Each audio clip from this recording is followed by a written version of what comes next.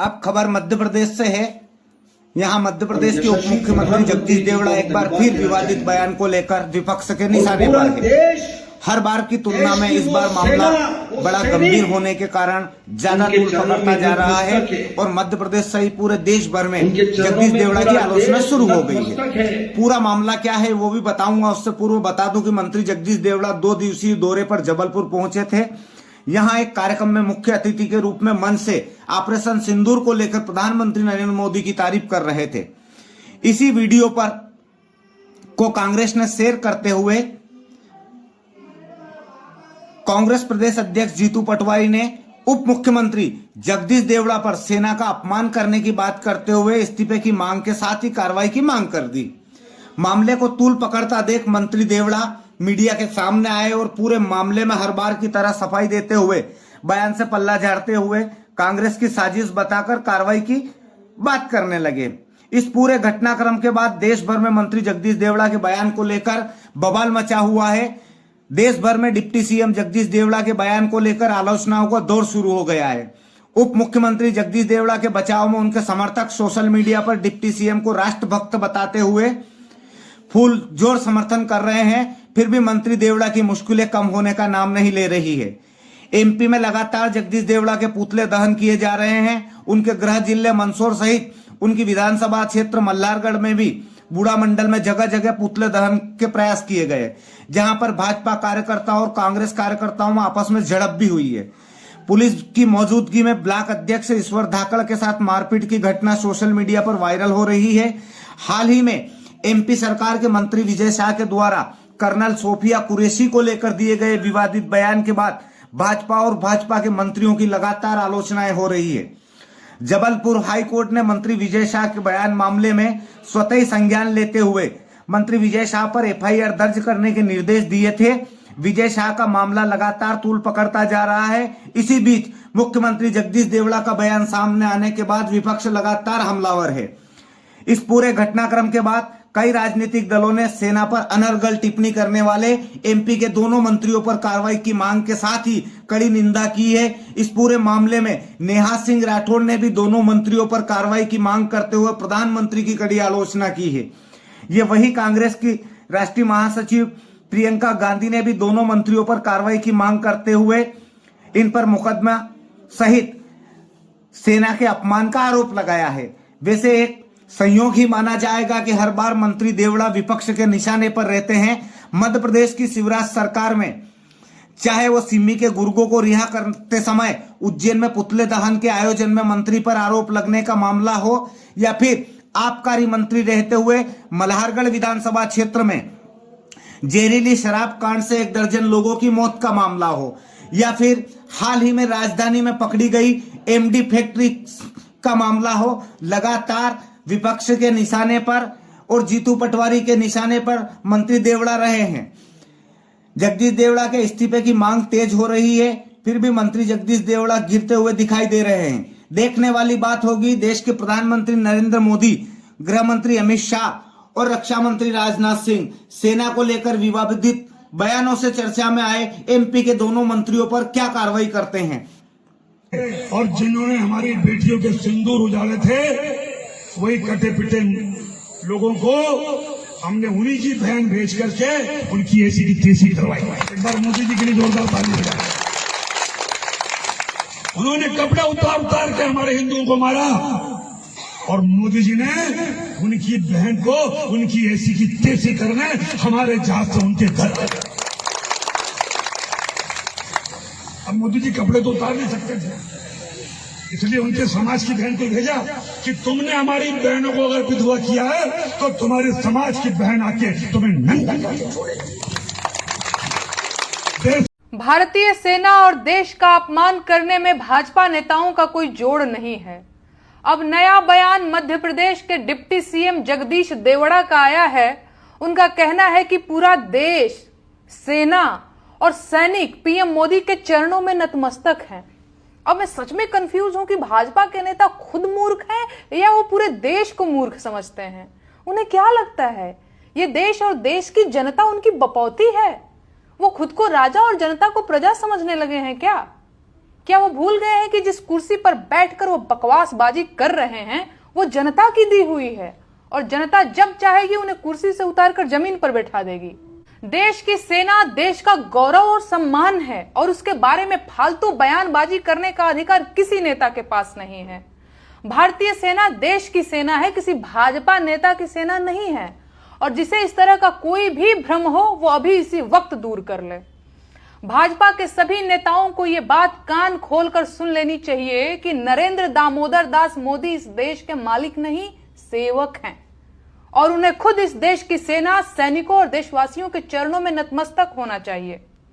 अगर किसी भी भाजपा नेता को मेरी बात से कोई ऐतराज हो तो उसे इसी वक्त स्वयं मोदी जी से यह बात कंफर्म कर लेनी चाहिए कि किसके चरणों में कौन नतमस्तक है।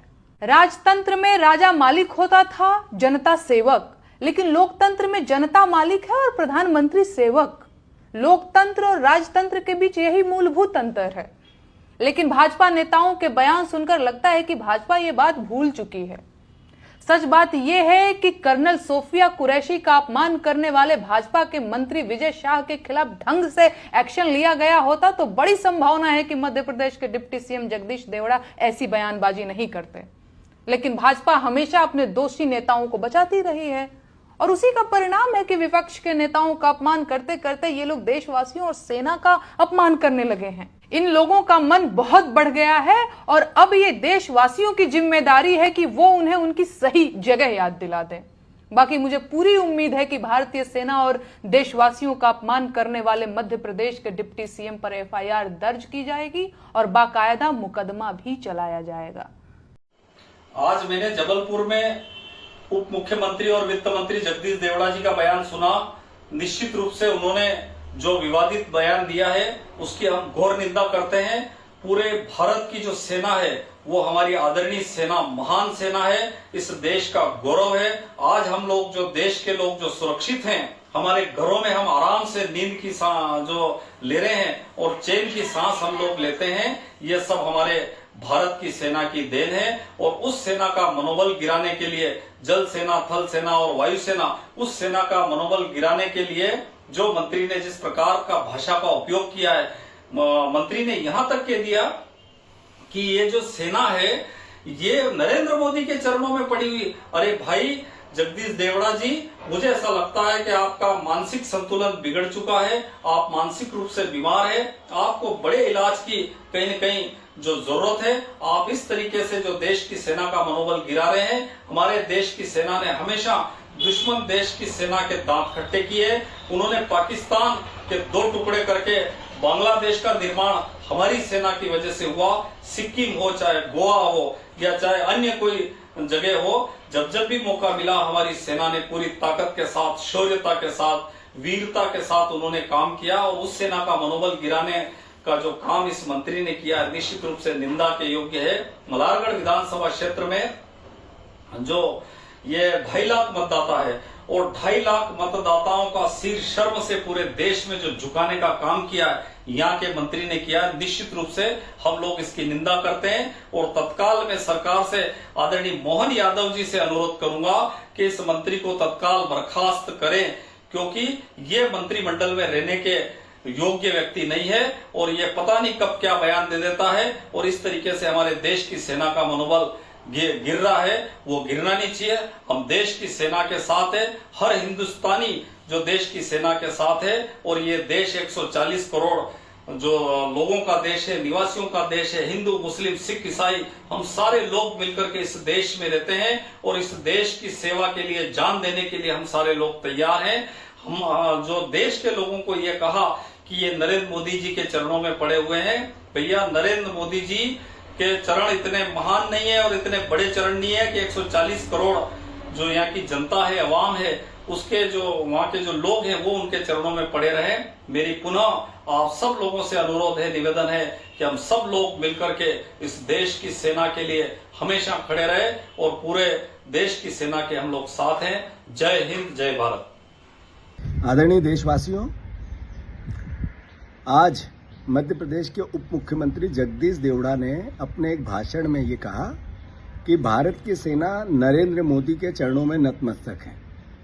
भारतवासी, भारत देश का एक एक नागरिक नरेंद्र मोदी के चरणों में नतमस्तक है। 2 दिन पहले विजय शाह ने एक बेटी का अपमान किया और इतने गंदे और जलील शब्दों का उपयोग किया, पूरे देश ने देखा। हाई कोर्ट ने संज्ञान में लिया। दोनों घटनाओं पे भारतीय जनता पार्टी मौन है। कांग्रेस को कोस रहे थे, कांग्रेसियों के इस्तीफे मांग रहे थे, अरविंद केजरीवाल का हिसाब पूछ रहे थे, पर भारत माता का अपमान करने वाले दोनों मंत्रियों को बचा रहे थे। मैं देशवासियों से आग्रह करता हूं कि क्या सवाल है देश के सामने कि नरेंद्र मोदी जी ने, अमित शाह जी ने, जेपी नड्डा जी ने, बीजेपी के शीर्ष नेतृत्व ने तय कर लिया है सेना का अपमान करो। ये क्यों कहना पड़ रहा है? ये इसलिए कि इनके मंत्री 5-5 बार, 7-7 बार के विधायक, उप मुख्यमंत्री सेना का अपमान करते हैं, पर बीजेपी मौन रहती है। हाई कोर्ट संज्ञान में लेता है, पर इनके कानों में जूं नहीं रेंगती है। जब जगदीश देवड़ा का इस्तीफा नहीं लिया गया, विजय शाह का इस्तीफा नहीं लिया गया, तो 100% मेरा आरोप नहीं है, ये तथ्य सत्य है कि बीजेपी के शीर्ष नेतृत्व ने सेना का अपमान करने की इनको छूट दे दी है। कांग्रेस मैं 2 दिन से जबलपुर के प्रवास पर था, प्रभारी मंत्री के नाते। सिविल डिफेंस वॉलंटियर्स का 1 दिन का प्रशिक्षण शिविर था, उसमें मैं गया था और मैंने ऑपरेशन सिंदूर के मामले में भी मैंने कहा और जो कुछ अभी हुआ है उसके बारे में मैं बोला था। और मैंने ये कहा था कि देश की सेना ने जो काम किया है ऑपरेशन सिंदूर में, उसकी जितनी सराहना की जाए उतनी कम है। और देश की सेना के लिए देश की जनता उनके चरणों में नतमस्तक है, उनका पूरा सम्मान करती है और हमेशा देश की सेना ने देश की रक्षा के लिए काम किया है तो हम उनका पूरी तरह से सम्मान करते हैं। मैंने ये कहा है, उसको गलत तरीके से प्रस्तुत करके जो चैनल में बताया जा रहा है, मुझे लगता है कि ये बहुत ही गलत तरीका है। मैंने पूरा सम्मान करने की बात कही है और देश की जनता सेना के चरणों में, भारत की सेना के चरणों में प्रणाम करती है, नतमस्तक है। ये शब्द मेरे हैं, आप अच्छी तरह से उस वीडियो को देखेंगे। मेरी भावना ये है, अब उसको गलत तरीके से टर्न देकर के जो कहा जा रहा है वो बिल्कुल गलत है। क्या लगता है कांग्रेस की साजिश है? अब मुझे लगता है साजिश ही है, या तो साजिश है और या विचलित हो रहे हैं। क्या वीडियो को नकार रहे हैं पूरे तरीके से, जो वीडियो मार्केट में चल रहा है इसको? भाई मैं कह रहा हूँ कि जो शब्द मैंने कहे वो बात सामने आना चाहिए, वो भावना सामने आना चाहिए। किसी की भावना को गलत तरीके से प्रस्तुत आप करोगे तो ये बिल्कुल ही गलत होगा, ये न्याय नहीं होगा, ये अन्याय है, वास्तव में गलत है। टेम्परिंग हुई है, क्या आप मानते हैं इस तरह? ये गलत तरीके से प्रस्तुत किया गया, मेरी भावना को भी आहत किया गया कि भाई मैं देश की सेना का मैं भी सम्मान करता हूँ, पूरे देश की जनता सम्मान करती है और सेना के बारे में कौन इस प्रकार का बोल सकता है। विजय शाह जी ने जो बयान किया उसको लेकर आप क्या कहेंगे? अब वो निर्णय हो चुका है, वो कोर्ट न्यायालय ने अपने जो आदेश किया, न्यायालय के आदेश का पालन कर दिया। बाकी निर्णय शीर्ष नेतृत्व लेगा। आप बहुत धन्यवाद।